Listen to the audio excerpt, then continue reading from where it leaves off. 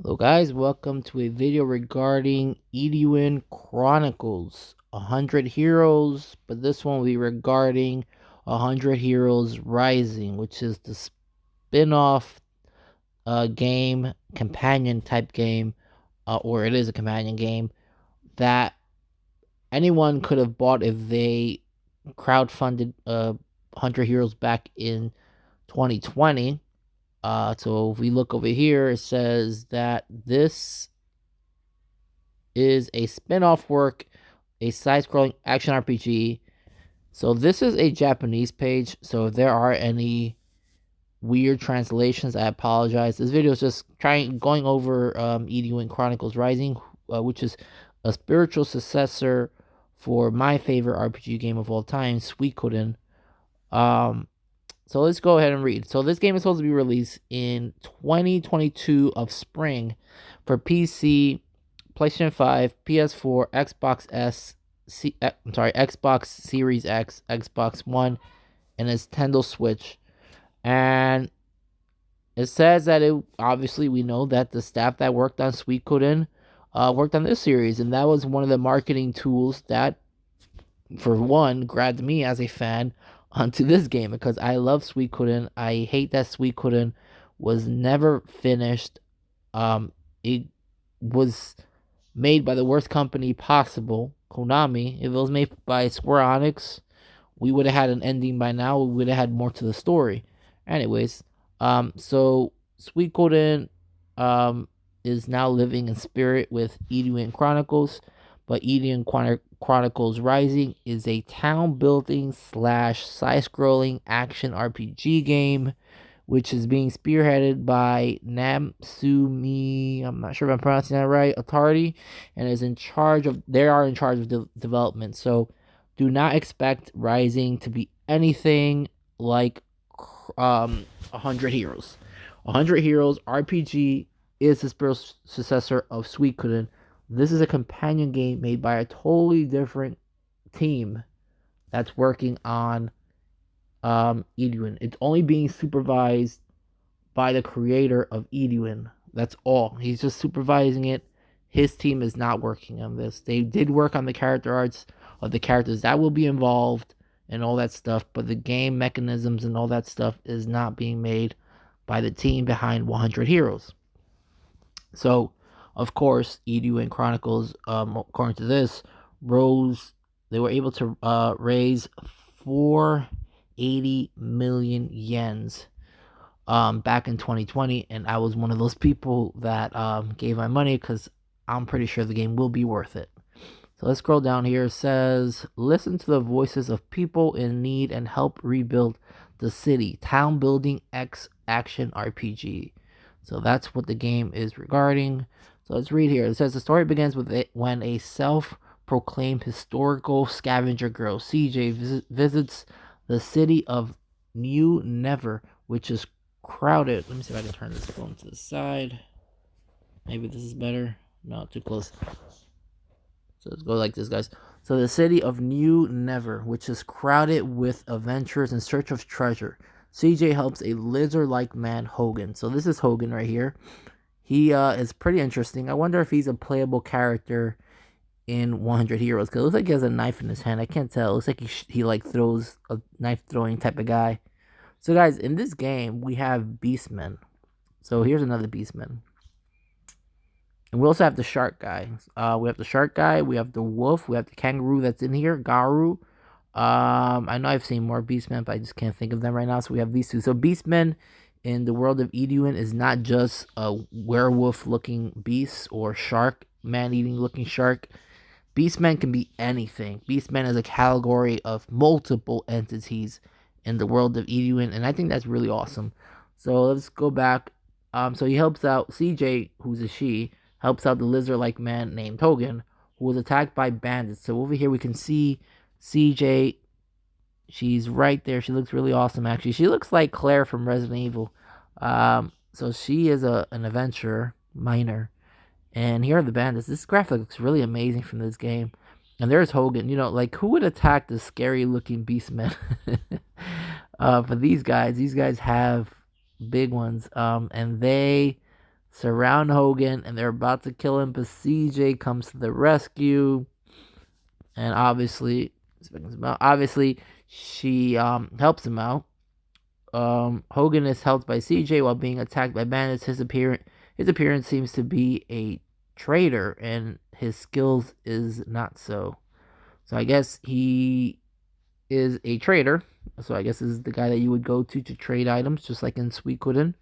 And then we have Scarce, I think that's how you pronounce his name, and accessory shop. You meet, so he's an accessory shop owner. So you meet him along the way. Hogan is like a world where beasts, men, like beings live normally. So I guess what that translation means is that in this world, like I stated before, beast men exist and coexist with humans, and other life forms, because we know there are other beings in this world besides humans. So it says here, apparently Lens is a big treasure and CJ is excited. However, in order to search for the treasure at the ruins, a mining permit issued by the acting mayor of New Never is required. The price of the permit is 100K, and the currency in this world is known as Baka. Baka. I guess that's pronounced. So this permit is ridiculously expensive, and of course CJ couldn't afford it to pay, but as a poor man's remedy, according to the acting mayor, he said that he would issue a permit by collecting stamps on the stamp card. The stamps are owned by residents of the city, and the stamps are collected by fulfilling requests from the residents. Okay, so it seems like in order for CJ to get this permit, which is worth 100K, and CJ does not have that money, he has to fulfill requests from the residents. And in order for him to do that, he has to undertake various tasks, and he has to collect these stamp cards. When he gets enough stamp cards, the acting mayor will permit him to get a permit, to a mining permit, to get his lens. So let's see here. It says a cute girl of the same age as CJ, but Isha, acting town mayor, gets the impression that she is a good performer. Her father, her mayor, is currently missing, and her daughter Isha is acting on his behalf. So the translation is a little rough. So Isha, her father is missing, and I guess she is looking for him. And right now she's the acting mayor because her father is absent. And again, guys, the graphic in this game is amazing. It's like a blend of 2D and 3D. It's really nice. I like that they stuck with 2D sprites, and I like that they went with 3D backgrounds. It reminds me a lot of Xenogears. I love Xenogears. And it says the city of New Never, when CJ first visited, was quite tattered, and most of the buildings had collapsed. It seems to be the effects of the earthquake that occurred 3 months ago. By spraying the price of the mining permit and preparing stamp cards as another means, we are making good use of adventurers who came to the mines and the ruins, helping the residents and rebuilding the city. That's right. So the translation, again, guys, I apologize, is a little weird.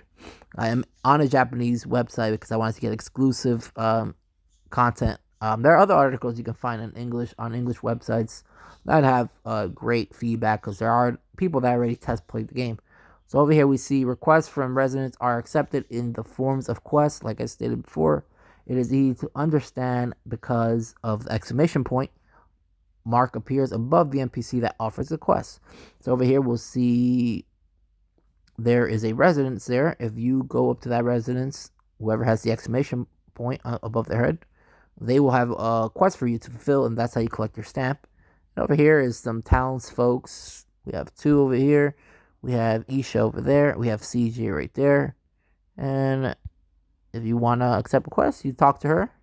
And that's what CJ does in this other screenshot here. He talks to the little girl. I'm not sure what she's saying, but obviously she wants something to be done. So it says here, first of all, I decided to head. So first of all, this is someone playing the game.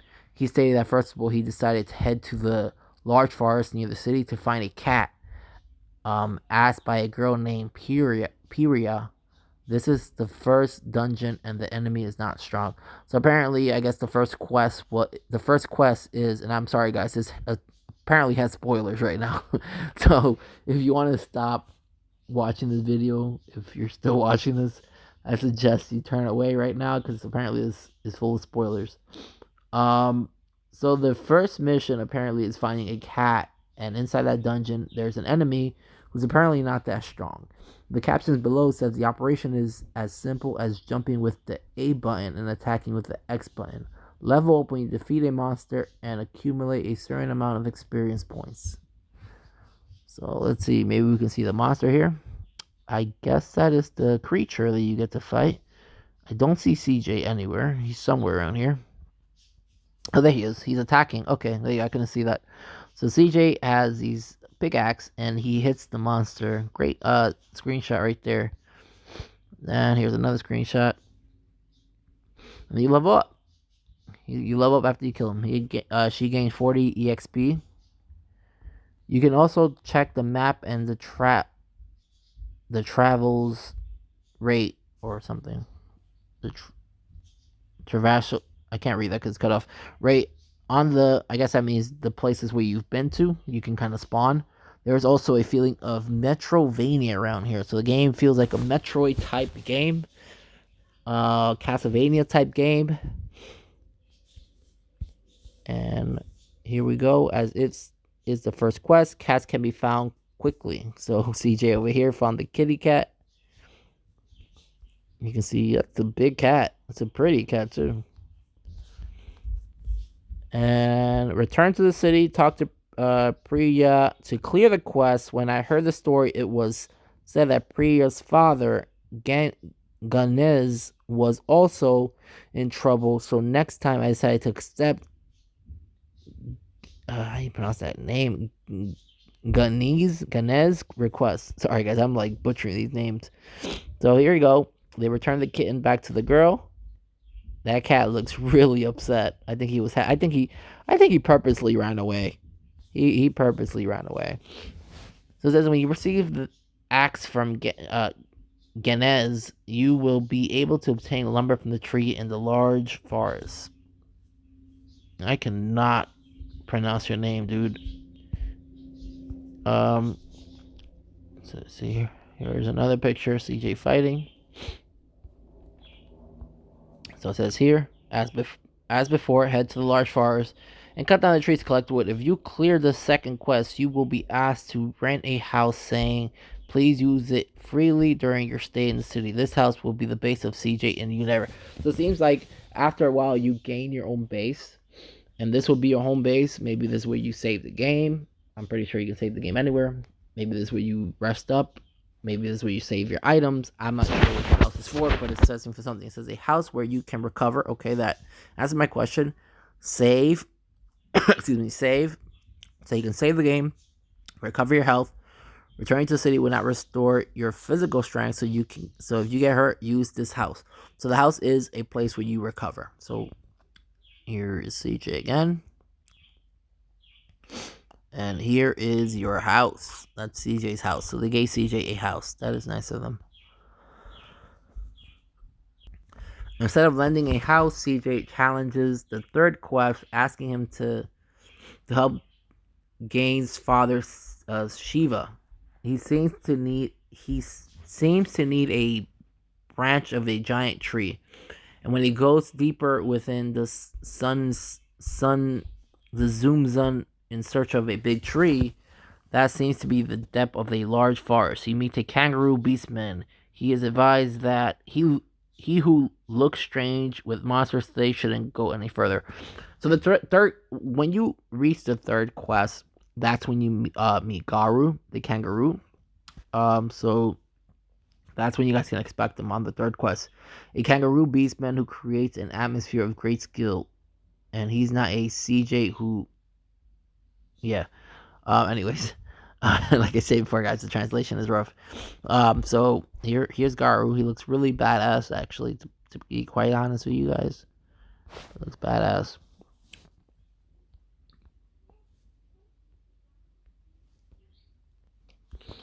So guys, do not fear. I know the game seems kind of just like by hearing, you gotta accept quests from people.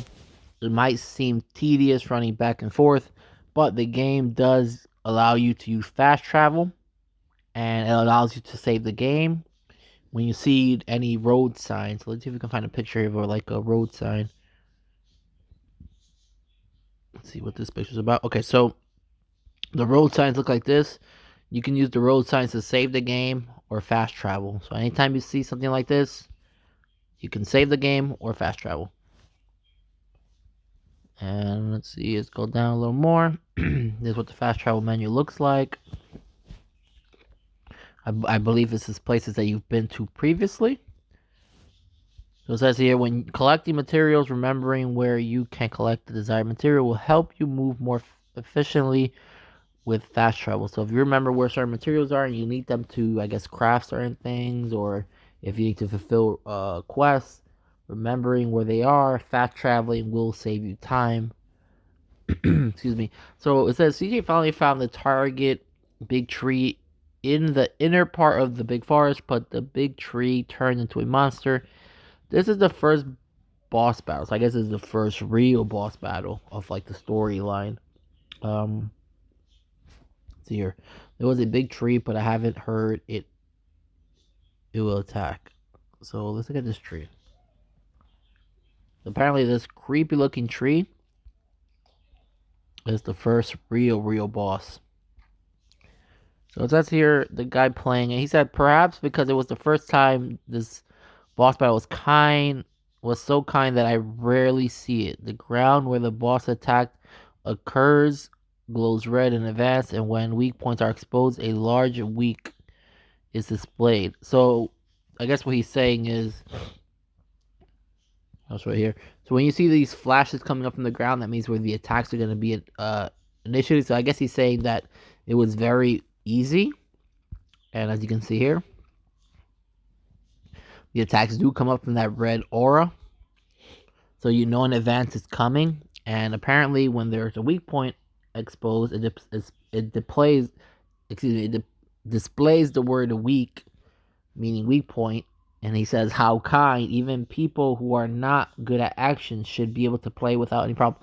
So it's saying this game is very friendly to people that pretty much have no gaming experience or are getting into the video games. Should be pretty straightforward. It says there is a huge shield gauge under the boss's physical strength gauge, and damage will not pass unless this is cut off first. While there is a shield gauge, even if you attack, block is displayed, but the shield gauge is scrapped. Weaknesses are exposed when the shield gauge is cut off.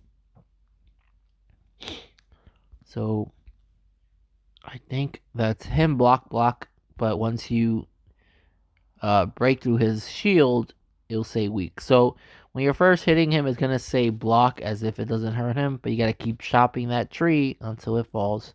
When you defeat the boss, you will pick up what is called a Rune Fragment. I didn't have a chance to use it in this version. So apparently the guy that's playing this game did not have the opportunity of using this Rune Fragment, so he has no idea what it does. But when you do defeat this tree, you will gain this Rune Fragment right there. So you see that symbol. I'm assuming that is the Rune Fragment, which is cool because they're keeping the same tradition with Suikoden, those weird symbols, which I always loved. So let's go down here. If Shiva's request is completed successfully, you will be able to go to the new area, Forger Yokocho. In the city of New Never. Many adventurers are staying here, and CJ will continue to struggle to listen to the residents' requests in a quest format as before. So the format is always the same. You take people's requests, you go to the next one, and that's pretty much the rinse and repeat process of the game. It seems as for right now. So Foreigner Yokocho. So let's see. Is this Foreigner Yokocho? Looks like that's more townspeople. Let's see. Many people want to open a shop, but are in trouble because the building has collapsed due to the earthquake. Let's collect materials and rebuild the shop. So in order to help regrow the town and open up the shops, you have to collect materials for the townsfolk, for the town itself. So let's see what we have here. Looking at these images, here is a really scary looking monster with a big sword.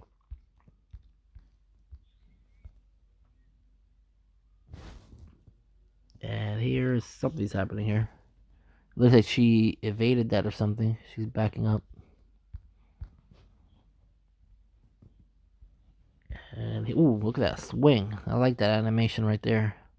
He completely missed though, because you can see in this image, she backs up. That red thing, I guess, meant an attack was coming, and she just slides back. In large forests, enemies should utilize unique actions. Will begin to appear. CJ's unique actions is step movement, which is a momentary dash as a movement. Since it dashes in the direction of tilting the left stick, is a convenience ability that is easy to use, such as wrapping around behind. Let me not read the poor translation is really messing me up. So let's go down. So over here, guys, here are two facilities that you can rebuild. One of them being the inn and the bar. You can reconstruct them, but you need to collect materials to reconstruct these. So after collecting 5 stamps, you get the mining permit from Isha. You don't have to fulfill everyone's requests, but if you do want to make CJ stronger, you have to continue to fulfilling different residents' requests. So you don't have to continue doing these as side quests, but if you want to get something like the blacksmith to make CJ's much stronger, um, you can go ahead and do that. So over here it says, from this point, it feels like you can proceed with either the quest to advance the main story or detour the quest. Even after getting a mining permit, the requests from the residents are constant. They continue to come. And over here you can see the list of reoccurring quests on the bulletin board in the square, the city square. It says you can improve the performance of weapons and armors at the blacksmith. So both weapons and armors are at the blacksmith. In Suikoden, blacksmith was very important. And upgrade weapons at the weapon store. So, whoa, wait a minute. So it says you can improve performance of weapons and armor at the blacksmith and upgrade weapons at the weapon shop. I don't understand that. Let me see. Let's take a look at this. Maybe it'll give us a little clue here. Oh, look at that. This is CJ's weapon.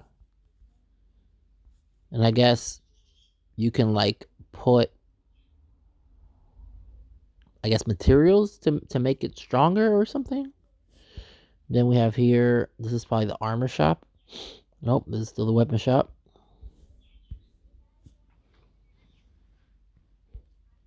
Not sure what this is. Why does my phone keep doing that? Okay. Over here we have, not too sure what that is either. I think they're just showing you how to play with Garu. I guess he joins the party. Oh yeah, down here says it. You can increase the number of consecutive attacks and change the name of the weapon. Garu may be able to make a charge attack.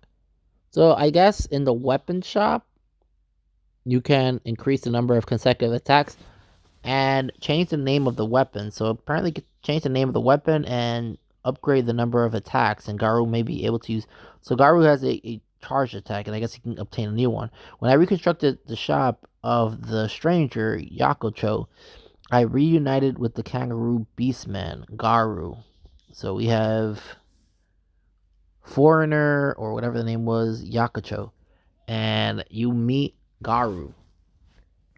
So after you get the permit, I guess you meet him, and he joins your party. I met in the large forest. He seems to know Hogan. In advancing the mining of the ruins, Garu became a companion with Hogan's advice that it is better to form a combination with CJ. So it's all thanks to Hogan that Garu decided to work with CJ. And here you can see Hogan. And you can see CJ. And Garu. And whoever that guy is back there. Might be the blacksmith. Here's Garu up close. We have some more pictures. Guess we're here just showing you how to like use it. Here's Garu again. Garu does look cool though. Garu is a character who wields a big sword and fights in a dynamic manner, and it has the ability to destroy the megaliths in the ruins. This will open a route to places that CJ alone cannot proceed. So in order to proceed further in the game, you need Garu because his sword can break megaliths and I guess stones, just anything that's in the way blocking CJ. It says the X button is a CJ attack button, so I'm assuming this is Xbox. It says X and Y, or no, actually, you know what? It might be Switch.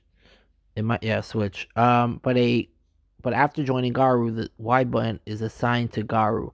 If you press Y button, the operating character will be changed to Garu, and you can operate it instead of CJ. The two people will be able to perform link action during the battle. For example, after hitting the button two shots with CJ, if you press Y, Garu will appear, leading to a combo attack.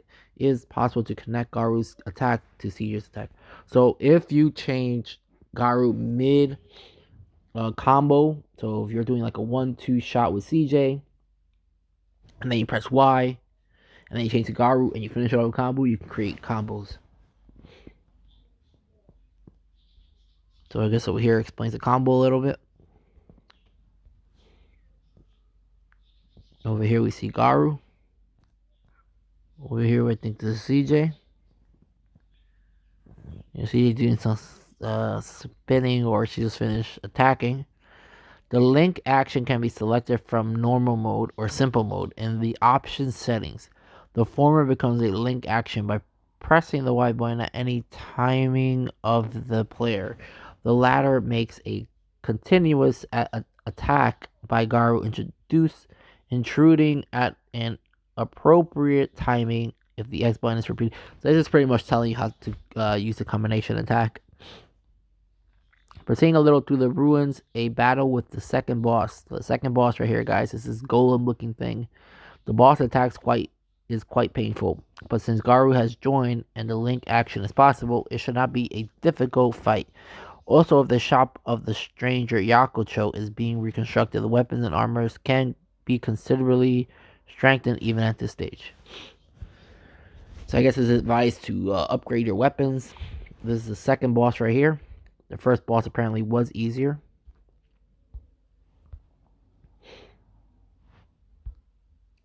Looks like Garu broke something. Over here you can see the weak. I guess that tells you the weak point has been exposed. As with the boss of the large forest, which was a tree, first avoid the boss's attack while being aware of the scrapping the shield gauge. When the weak point are exposed, fold them up. Defeating the material golem will return you to the title screen. That's all you can play with this version. The story, the characters, the game experience were all knocked down, and I was fulfilled with the feeling that I still wanted to play. So I guess good news is that after this guy did play the demo, he wanted to play more. So it looks like the story is engaging. I did read reports and seen other reviews and articles of this game. Some people are saying this game is dull. Someone went as far as to say that the game is, I forgot the exact word to use, but he did give some, he gave some good critiques of how you can hit up, you can do this, you can't do that. But then again, this game was a companion game for $7. And for $7, this game looks pretty gorgeous. I've seen games that have gotten really good ratings and they're not this gorgeous looking.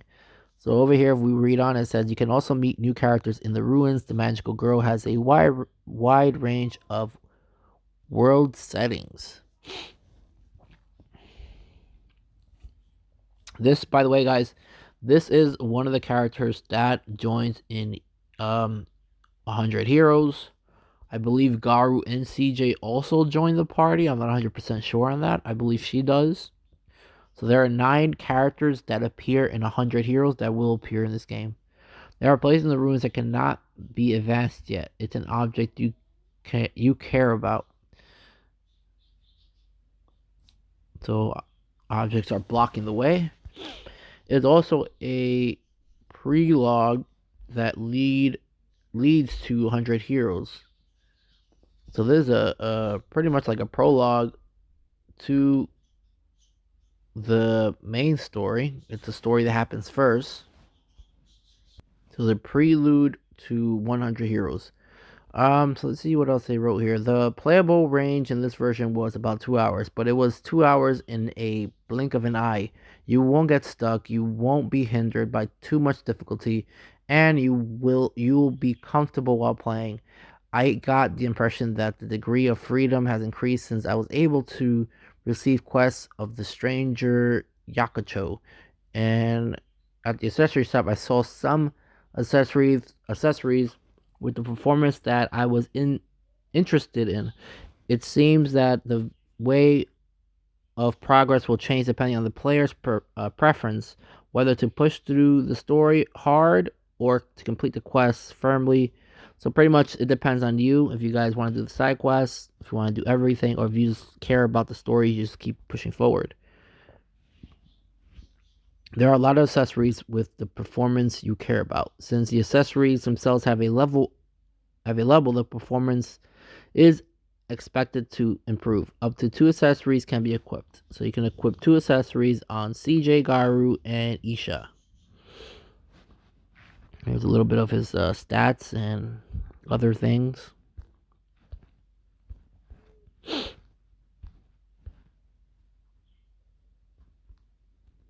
Here's an accessory. It tells you the materials you need to make it. A lightweight armor shop that calls Ishachi.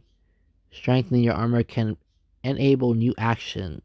2-step jump. So you can get a double jump by obtaining certain accessories. Here we have more pictures.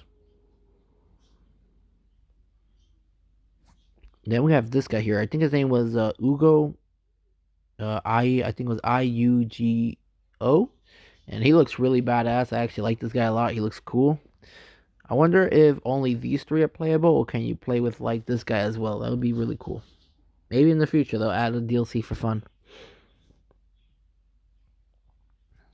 So again, there are 9 playable, not 9 playable characters. There are 9 characters that will appear in Eiyuden Chronicles. We have 1, 2, 3, 4.